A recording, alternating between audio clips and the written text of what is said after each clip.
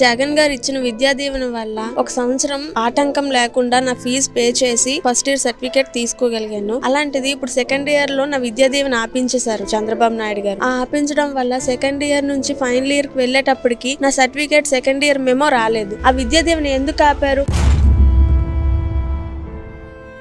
మాకు కాపునాస్తం ఇచ్చారండి. ఆ కాపునాస్తం ఇస్తే మేము సామాన్లన్నీ కొనుక్కొని ఒక అభివృద్ధిలోకి వచ్చాం. 4 విడతలుగా వేశారు మాకు. చంద్రబాబు నాయుడు అడ్డేశారండి. అది ఎంతవరకు కరెక్టా మీరే చెప్పండి. మా పాపకు నేను చదివించలేని పరిస్థితిలోనే అతను వేసారు కాబట్టి నేను చదివించుకున్నానండి. నాకు ఇంతకుముందు ఇన్పుట్ సబ్సిడీ వచ్చింది, ప్రజెంట్ ఇప్పుడైతే రాలేదు. నారా చంద్రబాబు నాయుడు గారు రాజకీయ కుయుక్తులతో అది కోర్టుకు వేసి బడ్జెట్ నిలిపివేసినాడనేది జరిగింది.